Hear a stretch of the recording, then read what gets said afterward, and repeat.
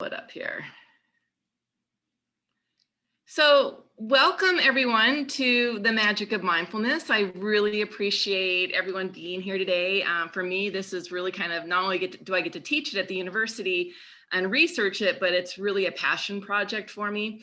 And before I kind of talk more about myself and what we're going to be covering, I want everyone just to go to the chat feature, and I want you to put something that's good today. It doesn't have to be big. It could be that you had this great cup of coffee, or maybe you had a really good night's sleep, or you had a good conversation with someone this morning. So everybody go to chat feature. Let's see, what do we have that's a what's good? And I'm going to talk about why this is important. A lot of this is going to be dealing with the brain and how physiology drives psychology that drives physiology. So let's see, what do we have here for our what's good? And my what's good, by the way, you'll see the picture on the screen. This is my dog on the left. His name's Austin. He's a Labradoodle. And this is our neighbor's dog, Willow. And they love to play with each other in the morning when we take them out for their walk. And they see each other and they get so excited. And you'll notice that there's always who can get the balls. And so for me, that just brings a smile to my face. So that's what's good for me. So let's see what we have here in chat. I'm excited. Okay, good. Sunshine. Dog's quite playful this morning. I'm able to participate in this while sitting on my porch. Isn't that, and you know, there are benefits to Zoom. I won't lie. There's some huge benefits. Woke up and smiled on my son's faces. Isn't that awesome? Getting to see your children. What else do we have? These are beautiful, you guys. Very good. You're very good at this. What's good? I'm healthy. I love that you said that one. I also get to teach in the Lifelong Learning Institute through ASU, and it's all retirees. And I had a 97-year-old participant, and I was like, what's good today? And she's like, I woke up. And I mean, isn't it all perspective, right? So that's definitely, I love that you're looking at you're healthy, that you woke up. It's a blessed day. Absolutely. Got to work on time. Had a great yoga practice. That's awesome. What a beautiful way to start your day. I love this. These are all perfect what's goods. And the reason I love to start this, whether I'm teaching my undergrad classes, my graduate courses, or whether I'm out talking with first responders or medical or teachers, is that really this is a brain game. And the ability to do the what's good is a way that we start training the brain to scour the world for the positive, not just the challenges. But with that being said, it's really incredibly important to recognize and pay attention to what those stressors or those challenges are in our lives. We don't want to pretend like they're not there. So for example, if I was coming over here to get ready to do my Zoom and I had my cup of coffee and I spilled my coffee, I'd be like, no, right? Like I would be upset. I would be angry, maybe frustrated. And I want to acknowledge and feel all of those emotions. And I want to be able to name them. That's really important. But after I process that, I want to be able to say, well, what's good, right? Because the minute I do it, what happens is this. A lot of times when we hit a challenging stressor, when something happens, we're like, oh, this is like a sign for how the rest of my day is going to go. This is an omen, right? And then what happens? The rest of our day progresses like that. So when we can say, okay, this is how I feel. These are the emotions that are elicited. This is how my body feels physiologically. Then we can say, okay, but what's good?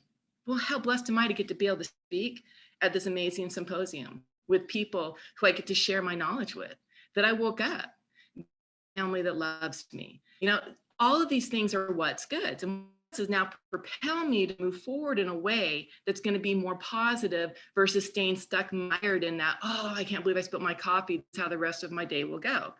I work in the Watts College of Public Service Community Solutions at ASU. So we have a lot of folks, criminology, public affairs, social work. They want to go out and they want to make a difference. And so I tell them, you can't fight darkness with darkness. You have got to figure out where your light is so that you can move forward. So that's why we do what's good. It's one of the challenges I have for you as you're moving forward. I want you to pay attention and really embrace and lean into the discomfort or the stresses and the challenges that you have. But then I want you to step away and I want you to say, what's good? Now, this presentation is incredibly informal. I want you all to know that. So Kiki is our amazing facilitator who's going to be helping out. And as you have questions, I'll kind of take natural breaks throughout my little presentation. You put your question in the chat feature. Kiki will ask it to me. And at the end, I'm going to try to leave a little bit of time as well for questions. And listen, ask anything you want to ask. Absolutely, you should have questions, and I want you to have questions. I know when I first went into this program and I was really starting to research integrative medicine, I mean, I walked into my first grad class and no lie, they're all like, well, we're just going to breathe today. And my undergrad's biology, so it's hard science. And I was like, well, I breathe every day. What do you mean we're going to breathe today? And I thought to myself, what a bunch of weirdos. Like, what are we doing? And it took me understanding the neuroscience and the power, again, that physiology drives psychology and neuroplasticity to start understanding why this stuff works. And that's what we'll kind of be briefly covering. We don't have a lot of time, but we'll be briefly going over kind of the macro picture of this. So again, questions, put them in the chat, please. I highly encourage you to do so.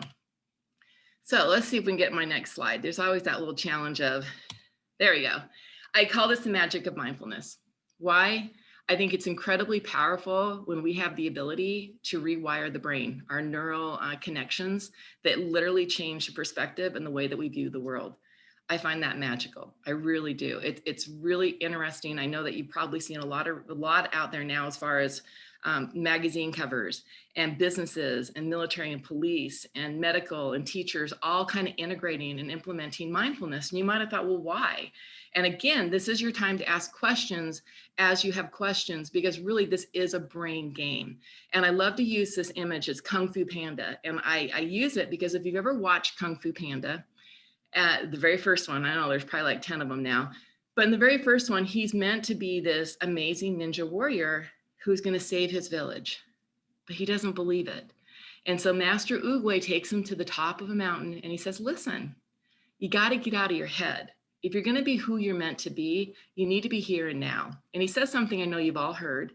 He says, yesterday's history, tomorrow's a mystery, today's a gift. That's why it's known as the present, right? Like goosebumps, right? Pretty deep, isn't it? So what he's telling them is, listen, you've got to be here. You've got to be now for you to become who you're meant to become. Really quickly, my name's Jamie Valderamma. I am a lecturer, also the undergraduate coordinator for the Integrative Health Initiative at ASU. I'm housed in the School of Social Work, which we're in the Watts College of Public Service Community Solutions. And for me, this, like I said, is a passion project. Military is my background. My husband is retired 31 years, Army Special Forces. We retired out of Hawaii, where he was a CSM there for the Special Ops Command. And so I've been there. I've been there as far as a lot of having my husband just disappear and be gone. I understand some of the stresses that we have once we go through retirement. That was a big one for us, 31 years and then retiring. That's a pretty big transition. And at the same time, I was a teacher. My undergrad was in biology. I was teaching high school biology, anatomy, physiology, zoology. I did student council, so I call that funology, right? And it was interesting. As I was teaching this stuff, I started realizing that there's another component I could add in. So I started taking this graduate work at ASU in integrative health. And in the same time frame, I ended up being a teacher of the year for my high school, then the district, then the state. Should have taken over the world at that point, right? Started researching and then basically transitioned over to ASU, where my platform became larger, and it did. The courses we offer this semester alone, I have almost 50 undergraduate courses on all 4 campuses, on ground, online. And then something I'm really proud of, when Homeland Security Emergency Management started their degree program, came to us and asked, hey, can you create a course for our first responders and for these folks who are taking this? Because we know that these people are really, really good in a crisis when it occurs. But where we see the challenges are the days, the weeks, and the months after, if we're not properly processing this trauma that's occurred. So we're like, yeah, we'll come in, we'll teach this, and it exploded. People love it. Not only do we have it now for Homeland Security and emergency management, but I had all these other graduate cohorts start emailing me going, hey, I've heard about this great class, can we take it? So I've got MSW students, Masters in Social Work, counseling and psychology, doctoral nurse practitioners. I've got law, engineering. And it's really cool because what it highlights is that stress is a part of everyday life, that there's some of us who are exposed to it more often than others through vicarious trauma, but that this is a common thread and we're not individual islands. So that's a little bit about me. I want you to think about this as we go through this presentation. I want you to think, are you mindful or is your mind full? And this is really important because this is that kind of leaning in and that self-awareness and reflection. And this can be really uncomfortable. In fact, I had a student once give me a review that said that the course she took from me was the easiest course she took at ASU, and it was the hardest course. And it was the easiest course because it was all about her. And it was the hardest course because it was all about her, right? And sometimes that's hard to do. We can look at the light inside of us, but we kind of shy away from those dark pieces. And the goal is to be able to acknowledge and recognize what you perceive as challenging emotions just as much as you do your positive. So if you wake up and you feel really good in the morning, you're like, I feel really good. But very few of us will wake up in the morning if we're anxious or depressed and go, oh yeah, I'm feeling some anxiety this morning. This is great, right? We don't do it. We're like, oh, don't like it, don't want to experience it. How can I numb it?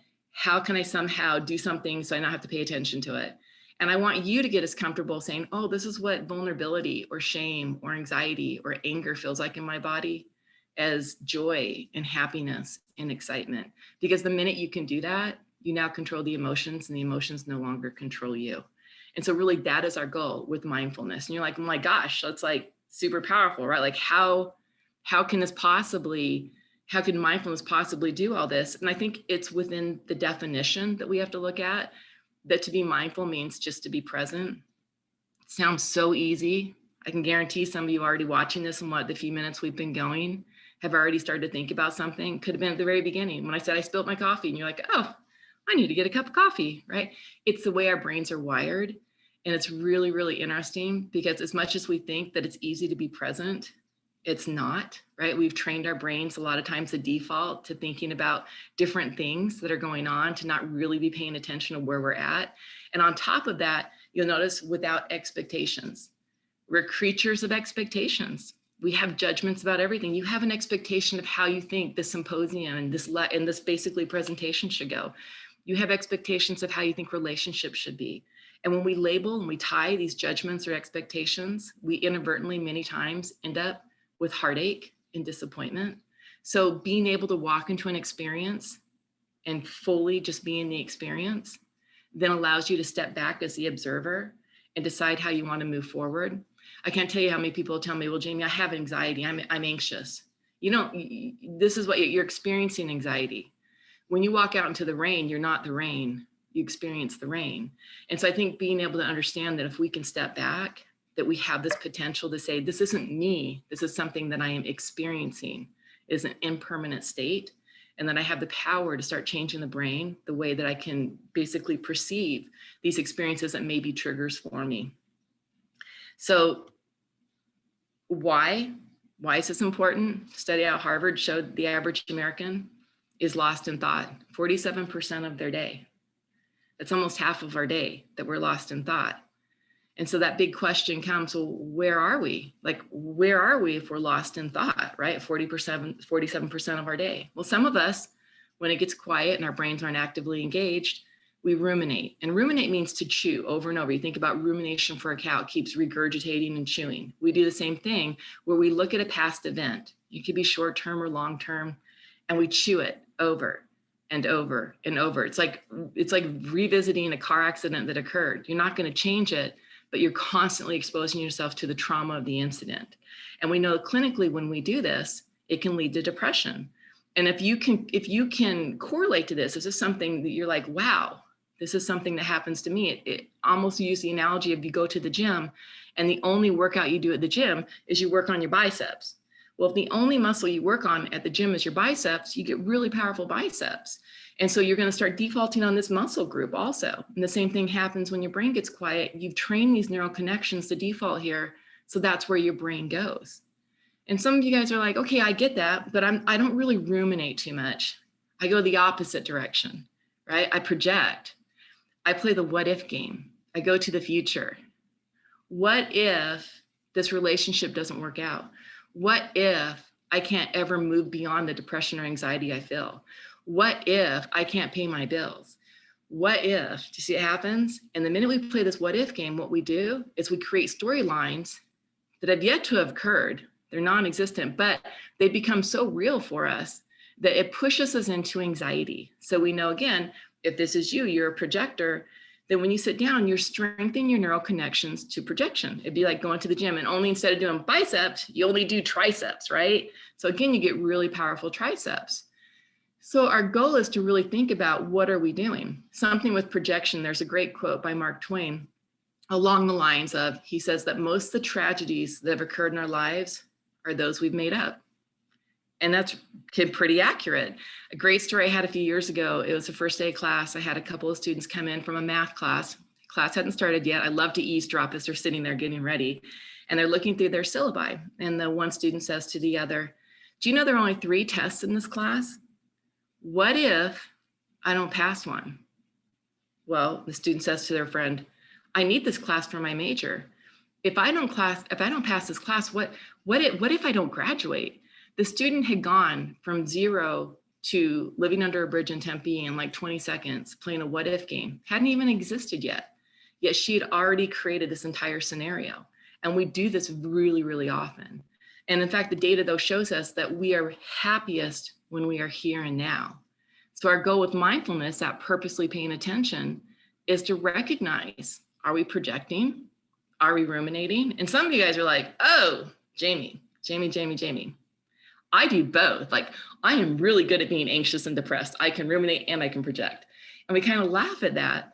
But really, it's the courage to look at it and recognize that's what we're doing that now gives us the power to start deciding how we're going to change.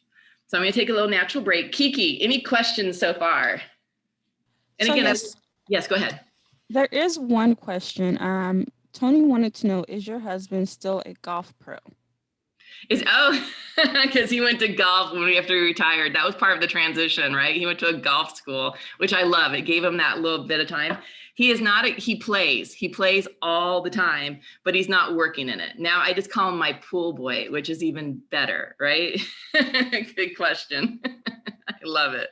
I love it. He'll get a chuckle out of that. And again, I'll have more also at the end.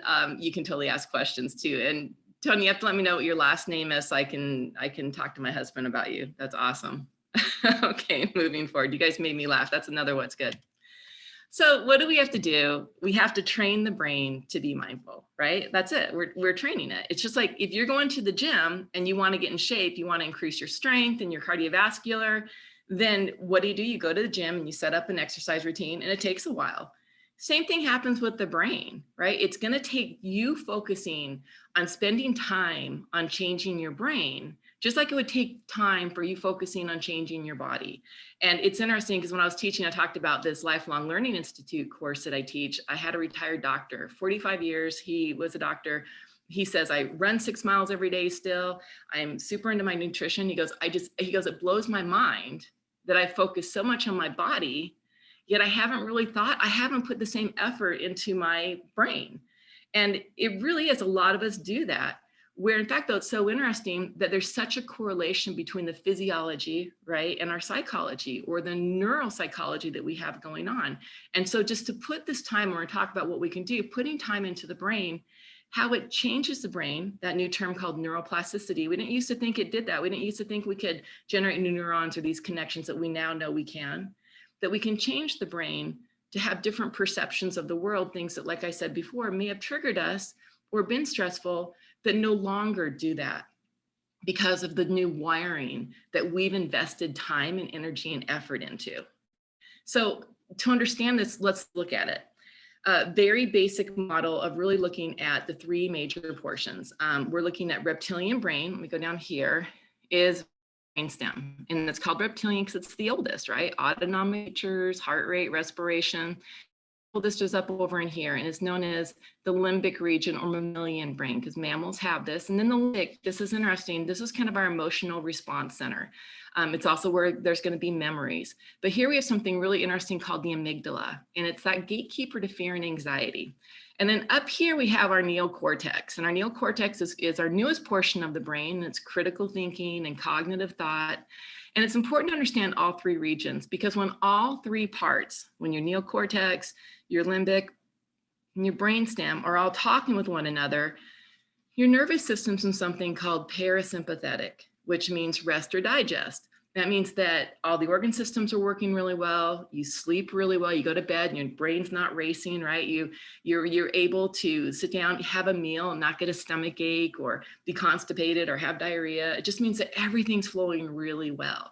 And this is a great system to be in. Obviously, it's called rest and digest for a reason. It's allowing the body to rest and digest.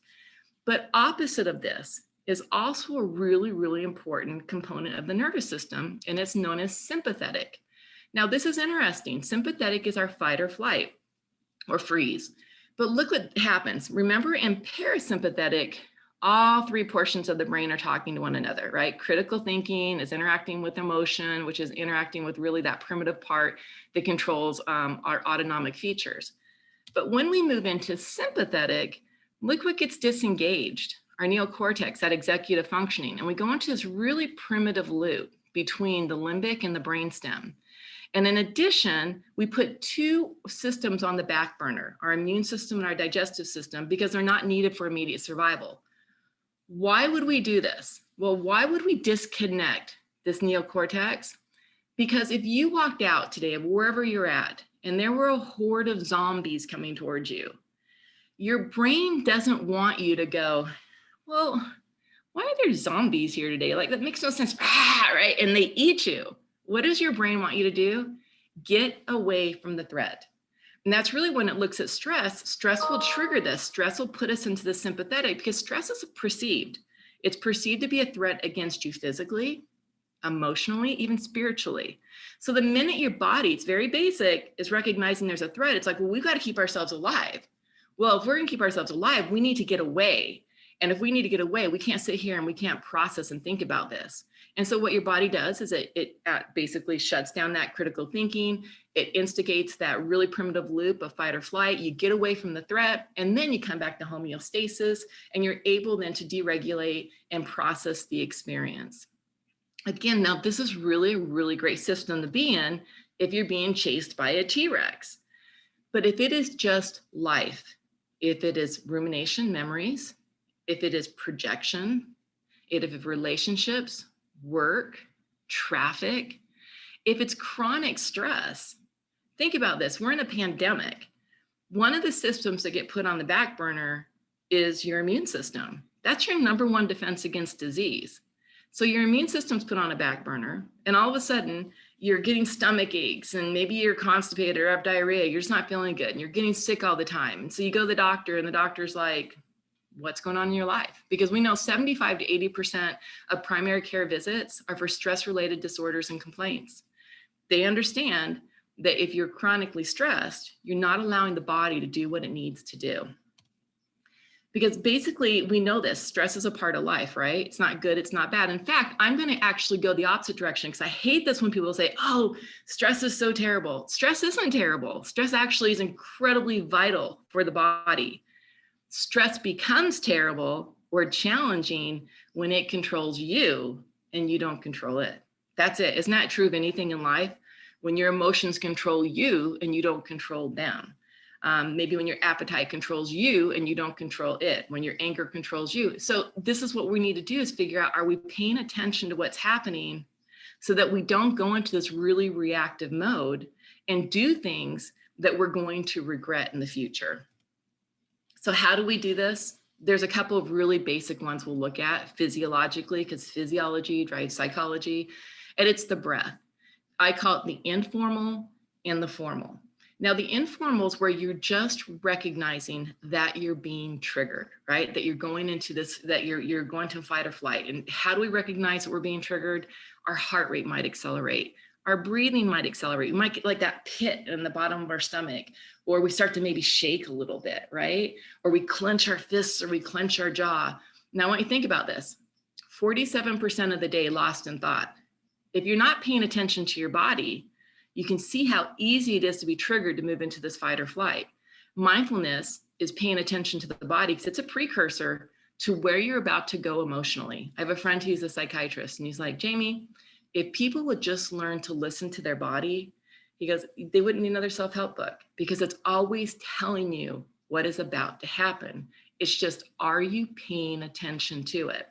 So if you are paying attention and you recognize that you're starting to go into this fight or flight, that you're being triggered, you can deregulate before that occurs. And I'll tell you what, one of the biggest ones for me is traffic. I don't know about you, but trying to go downtown or somewhere, traffic will be it. I do a lot of breathing during traffic. So what does it mean to be an informal breath? It means breath work. And I'm going to tell you right now, meditative practices, all they're here for are ways to keep the brain in the present moment and keep the nervous system in parasympathetic. That's it. That's what we're doing with a meditative. So breath work would be saying, okay, I recognize I'm getting a little bit, jacked up. I'm going to go ahead and I'm going to calm my nervous system down. And I want you to think about it. What do we tell people to do when they're having a panic attack? We tell them to breathe. We use breathing for pain management. So a simple breathing exercise might be something like a 4-7-8 breath that comes from Dr. Andrew Weil, where you inhale through the nose for a count of 4. Now, real quick, just the process of doing this, inhaling through the nose for a count of 4, and then holding it for a count of 7, and forcibly exhaling for a count of 8. What that does is when you're inhaling through the nose, you're triggering the vagus nerve. It's your 10th cranial nerve. It innervates the facial muscles, your heart rate variability. When you do that, you integrate the vagus nerve that then interfaces with the parasympathetic nervous system, and that's what deregulates the nervous system. So a simple act of is a natural way to calm the nervous system down and to step back so that you don't have to go into a highly reactive mode. And I challenge you, I always say to anybody I'm working with, whether they're students or folks in the community, practice this. Pay attention when your body's getting triggered and just do some breathing exercises. And if you Google breathing exercises, there are a ton out there. So figure out what connects and what works with you. Also at the end, I'll have my email. I'm happy to share resources. So you can always just email me and I'll send you what I have also. So that's your informal. But this is where I think really the magic happens. And that's with our formal breath. And our formal breath is anything, and it doesn't have to be a breath, by the way. It's any formal meditative practice where we are purposely training the brain to be present. That's what a meditative practice is. Now, there are a lot of different meditations and guided meditations and apps that are out there. So I'll talk about how this works. When we take 5 to 10 minutes a day to purposely stay present, to purposely be mindful, we have seen from data that as little as 3 weeks of doing this literally changes your brain. It increases the density of the neocortex, which is now going to increase your focus and responsiveness. And listen to this, it shrinks the amygdala. That's that gatekeeper to fear and anxiety. So you naturally become more responsive and less reactive. And that's what they call neuroplasticity. It's the rewiring of the neurons and the changing the brain, which then changes the perceptions. So you can do this by a meditative practice, Headspace, Calm. Again, if you email me, I will send you a list of different apps. There's some that cost money, some that are free. YouTube has a ton of them. It's you figuring out what works for you. But I will say this, not all people like to sit down and do a meditation. And that's totally cool. A lot of the first responders I work with are dealing with PTSD or they're dealing with moral injury. And so I'll say to them, well, don't worry so much about doing a guided meditation sitting. How about we use your body to calm your mind down? We call these somatic or moving or body meditations. So like yoga, Tai Chi, Qigong. These are things that incorporate a lot of focus and intention in the present moment. Stretch, movement, breath. So your brain has to be present, right? It's not going anywhere. It's not projecting, it's not ruminating. And in the process of doing this, what you're doing is strengthening the neural connection to the present moment. Same thing happens with a guided meditation. And one thing I want to add with the guided meditations, a lot of people have this false belief that you're supposed to sit there with this totally quiet mind. Hello, that's not the way your mind works. It's not. A good meditation is you being aware, right, that you're starting to have thoughts and catching your thoughts before they become a storyline and bringing them back to the breath or one of your senses, sight, touch, smell, hear, taste. Because the minute we engage a sense, the brain has to be present. This is a little brain hack. And the reason it has to be present, it's gathering information from the surrounding environment to make sure you're safe. And that's why you'll notice with really good meditations, they'll say, well, how do you feel? What does it feel like as you're sitting or lying down? What do you smell? What do you hear?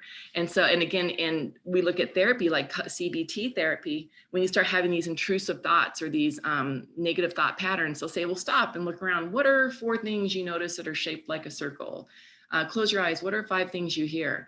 Again, it's utilizing senses to pull the brain to the present moment. So remember, that's what guided meditations do. That's what a body or moving meditation does. When you're doing martial arts or you're doing yoga, you don't have the luxury of thinking about other things because you're really focused on the movement and the pose that you're in. And then the last thing we really look at is gratitude. the what's good. That's powerful. It's such a simple thing to do. When you first wake up in the morning, instead of going through your to-do list, what's good? Could be about yourself. I'm really blessed to have, a strong body to carry me through the day, or eyes so I can see, or I'm grateful for the family that I have. I'm grateful for my pillow. I'm grateful for my humor.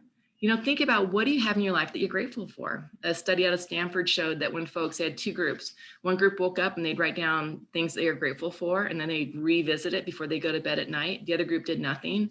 The group that did this for 3 weeks were happier 6 months post versus a group that did nothing. It doesn't cost you a dime. That's what these gratitude journals are there for. They're to help you start changing the brain again, to scour the world for the positive and not just the challenges and not just the negatives. Because really, if you think about this, mindfulness is a choice. You have a choice to pay attention, or you have a choice to do nothing. And I love this quote by Viktor Frankl. It says, between stimulus and response, there's a space. And that space is our power to choose our response. In our response lies our growth and our freedom. And it's absolutely true. You have the power to decide how you want to do this. If you want to change your brain, you can't just go to the gym, go to the gym one time if you're trying to get in shape and you're there for 3 days and you're like, well, why am I not in shape? Why don't I look like Arnold Schwarzenegger? Why don't I have great cardiovascular? Because it takes time. And the same thing, that same amount of time, you've got to invest in your mental health. Another study at Harvard, they said, well, let's look at and see, what is happiness? If we could break it down into 3 components, and they looked at your environment, your genetics, and then what you do to be happy as this piece of the pie. And what they discovered was that 50% of our happiness is tied to genetics. Some people are naturally happier than others. They have a higher genetic set point than the other, though. We have 50% left. What percentage do you think was environment? And when I say environment, I mean your job, how much money you make, where you live. 10%. 10%. And this blows my students' minds, because a lot of them think that if they can be successful and make a lot of money, they're going to be really happy. And the interesting thing with all the data we have is that money buys happiness when it buys you out of poverty. But the minute your base needs are met, there's not a direct correlation any longer to happiness. And so that's really an important component to look at. 40% of your happiness is what you do to be happy. The choices you make, the exercises you partake in, it's really up to you. So this is my email, and this is our time, because they wanted me to leave a little bit of time, which I did. This is great, a little time for a Q&A. And I mean, ask your questions. This is your time. If you do have a question, to ask it. If not, this is my email. Take a picture of it. Email me. I will send you a link to, I have my own little web page. I'm kind of compiling stuff on meditations I like and presentations I've done and books I like. I'm happy to share that. But know that you're not alone. I think a lot of times we think that we're these isolated islands and that only us are experiencing this, and we're not. We're all very much interconnected, and that we do have the power to start changing how we want to move forward in this world. Okay, questions. Okay, first I'll go to Kiki. Any questions on chat? And then if anybody feels comfortable unmuting yourself, you totally can ask a question that way too. So yes, Sherry Davis, she asks, have you written any books that we can continue to learn from? Or is there any books that you can recommend? I'm sorry, what was that again? Read it again. Have you written any books that we can continue to learn from? Or are there any books that you would recommend? I do. And actually, email me, because I'll just tell everybody. I have a website. My husband's so wonderful. Remember, he's my pool boy, so he does things for me. And I told him, I do a lot of these different community presentations, and I wanted to just kind of have like a page of resources. And so if you type in Think Jamie, THINK, and then JAMIE.com, it goes to my little webpage my husband's created. And I just kind of start compiling things there. I compile the books that I like. I compile meditations that I like. I compile videos and TED Talks that I like. So go to thinkjamie.com. And if that doesn't work, email me, because it should work. Other questions? So David stated, I like the money. I like that money doesn't make happiness, because I do think money would make me happy. But I like what you said about how short-lived unless you understand true happiness. and I love you said this, David, it's all intrinsic. And I tell students, there's nothing wrong with money. There's nothing wrong with toys. Absolutely nothing. I enjoy those immensely, but you just can't correlate them to your intrinsic happiness. And it's really interesting. The studies are showing us that happiness is not what drives success. The success is what drives happiness. It's because it's interesting if you think about the brain. The brain is meant to set goals. So like if you get a job and you're super excited, right? But once you've settled in, your brain's like, okay, cool, we got this job. We're super proud of ourselves. Okay, now we need to get a better job. Buy a house. Oh, I love this house. This is great. Okay, now I need to get a bigger house. Because what happens is the brain is always setting goals. And so if you tie your happiness to these goals, you're like constantly you're constantly running after happiness that's on this cognitive horizon that continues to set new goals. Does that make sense? And so just knowing that if you can develop these intrinsic, there's nothing wrong with money, but what really scares me is when I especially have students think that the money is what's going to drive the happiness. It's not. And again, it's what you're doing to develop the happiness. So you really can't, it's not that money's bad, but it's just not what's going to be correlated to bringing you that life satisfaction. Anybody else? Yes, I'd like to say something. Can you hear me? Yeah, I totally can. Go for it. Great. I'm Dr. Barry Goodfield. I'm a psychologist. Oh, great. I've been working with crisis management for 30 years, and I listened to what you said, and what you've done has taken me through my 30 years of living. What you say is so, and anybody should remember that by their own personal experience. Thank you very much. And I really believe that what you've said is important. It is not only important, it is personally relevant to everybody. And if you deny it, you're doing just that. Thank you so much for adding that. And it's so funny you said that because I just had one of my graduate students who's in my critical incident course, and they are an FBI agent. And they said to me, you know, I believe that a course like this needs to be part of everybody's undergraduate and graduate, you know, core, because just like you said, this isn't rocket science, but it's bringing that awareness of what is true and what we really do inherently know. And I really appreciate that. So thank you. Sure. So we do have another question from Kayla. She asked, how do you develop mindfulness in the workplace where we are so tied up in goals and outcomes? I know. And you know, the beautiful thing about this, and we're seeing this more and more now, because, and especially Harvard is doing a lot of work with this in their business department, because they're understanding that mindful employees are productive employees, right? And so I think what you have to do is, if you have that opportunity to approach, and I know a lot of companies are doing this now where they have meditation rooms and they have yoga that's provided, to see if that's something that can be integrated or implemented into your workplace, because I do know that it is actually increasing. Another study out of Harvard that I thought was really fascinating is they looked at these two groups of folks, and one group loved their leader. The other group's like, no, we're not loving this leader. And they're like, well, why? And so they looked at these two key hormones of testosterone, which is a leadership hormone, and they looked at cortisol, which is a stress hormone. And what they recognized with the group that really, really loved their leader is that when that leader encountered a stressful trigger, their testosterone went up. So leadership went up, but cortisol went down. So they became highly responsive in that situation. So people love that, right? We want to follow someone who's calm, but who's also taking on that leadership mantle. The group that didn't like the leader, testosterone went up, right? So leadership still increased, but what also went up? Cortisol. They became highly reactive. That makes us really nervous when people do that. Like, even if they're leading, when they're being really reactive, we don't like it. So I would approach, if you had that opportunity, to say, hey, can we take moments where, you know, we have a space where we can go and just take 5 or 10 minutes just to deregulate. Even just communication and support with one another and talking about it is a great way to do it. And, you know, sending an email to those folks at work and just telling them what you're grateful for. Hey, I'm grateful for you. This is why. And telling them why you're grateful. It's really these little pieces of forward movement that start making change. Jamie? Yes. I had to come in late because I was in another meeting. And if I missed the first 20 minutes, is this training being recorded that I can view later? I believe it is, right, Kiki? Yes, it is. Oh, Yes. perfect. just from what I gathered at the last part of it, I just absolutely loved it. So I want to hear the session in its entirety. So thank you for that.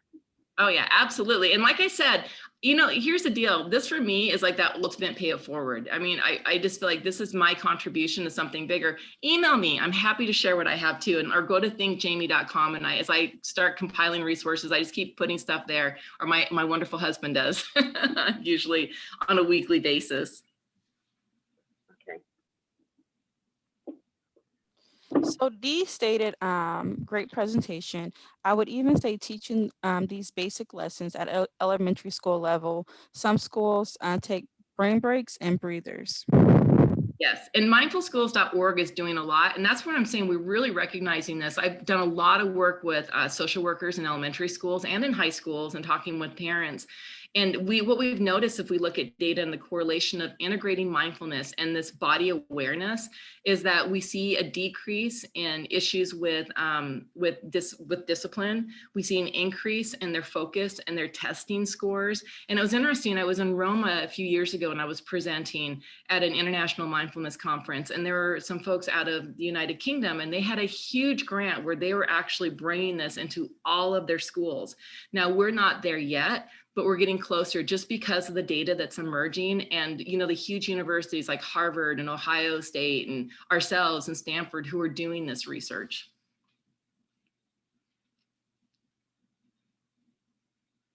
Do I have anyone else? I like this whole Q&A. This is kind of fun.